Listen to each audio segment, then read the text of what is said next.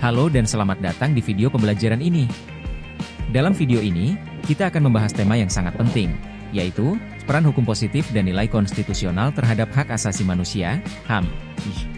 Indonesia adalah negara hukum, dan konsep ini memiliki makna yang sangat mendalam. Hukum menjadi landasan bagi perlindungan HAM yang adil dan merata.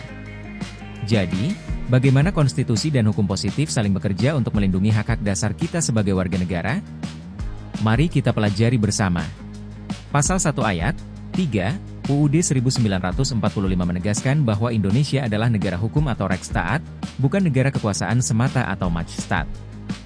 Menurut Aristoteles, negara hukum menjamin keadilan kepada seluruh warganya, dan penguasa hanya bertindak sebagai pelaksana hukum, bukan sebagai pengendali kekuasaan.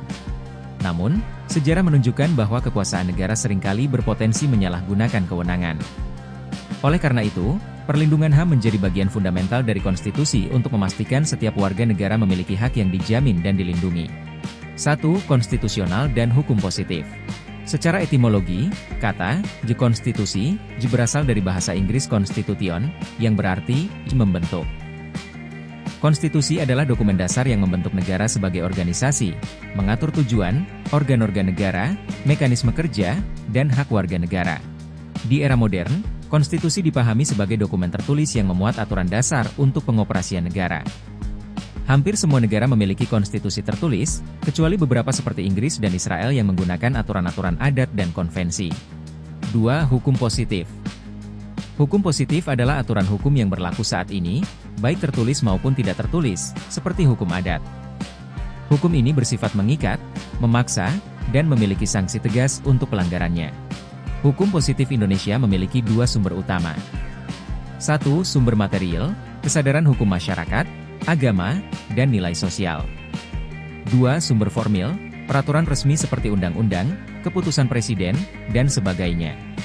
Hak asasi manusia atau HAM.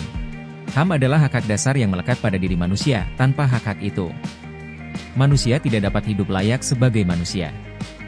Menurut John Locke, HAM adalah hak-hak yang diberikan langsung oleh Tuhan Yang Maha Pencipta sebagai hak yang kodrat. Dalam pasal 1 Undang-Undang Nomor 39 Tahun 1999 tentang HAM disebutkan bahwa hak asasi manusia adalah seperangkat hak yang melekat pada hakikat dan keberadaan manusia sebagai makhluk Tuhan Yang Maha Esa dan merupakan anugerahnya yang wajib dihormati, dijunjung tinggi, dan dilindungi oleh negara, hukum, pemerintah dan setiap orang, demi kehormatan serta perlindungan harkat dan martabat manusia. Ruang lingkup HAM meliputi 1. Hak pribadi, hak-hak persamaan hidup, kebebasan, keamanan, dan lain-lain. 2. Hak milik pribadi dan kelompok sosial tempat seseorang berada. 3. Kebebasan sipil dan politik untuk dapat ikut serta dalam pemerintahan. 4.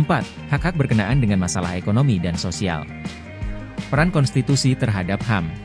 Peran konstitusi dalam menjamin hak asasi manusia pasal 28A hingga 28J dan pasal 34 dalam Undang-Undang Dasar 1945, UUD 1945, Indonesia merupakan landasan konstitusional yang penting dalam perlindungan hak asasi manusia, HAM.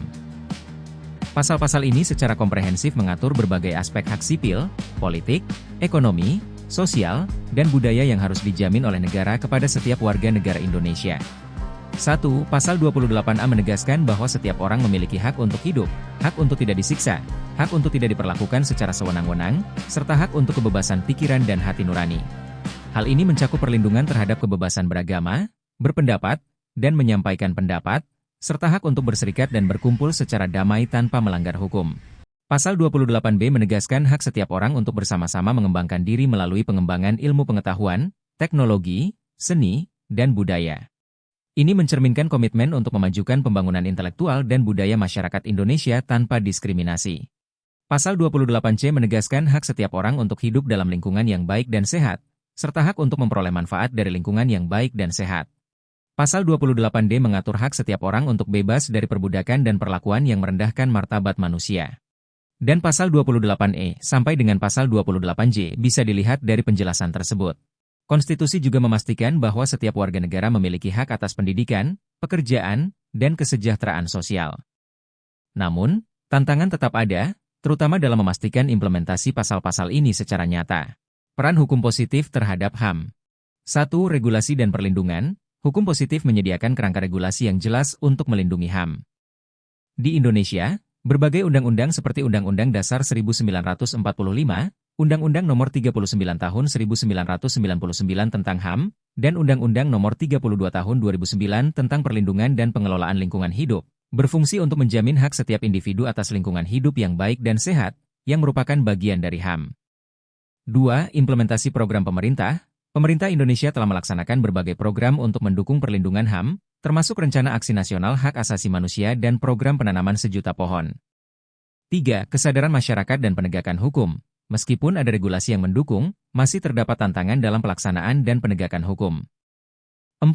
Kolaborasi antar sektor. Untuk memperkuat perlindungan HAM, diperlukan kolaborasi antara berbagai sektor, edukasi masyarakat, dan penguatan institusi. Kesimpulan. Konstitusi dan hukum positif adalah dua elemen utama yang saling melengkapi dalam melindungi hak asasi manusia. Konstitusi menyediakan kerangka hukum dasar, sementara hukum positif menjamin implementasi perlindungan HAM dalam kehidupan nyata. Meski sudah ada banyak regulasi, tantangan seperti kurangnya penegakan hukum dan rendahnya kesadaran masyarakat harus terus diperbaiki. Kolaborasi antara pemerintah, masyarakat, dan lembaga hukum sangat diperlukan untuk memastikan keadilan bagi semua warga negara. Mari bersama kita wujudkan Indonesia sebagai negara hukum yang menjunjung tinggi hak asasi manusia. Sekian penjelasannya, saya tutup dengan terima kasih.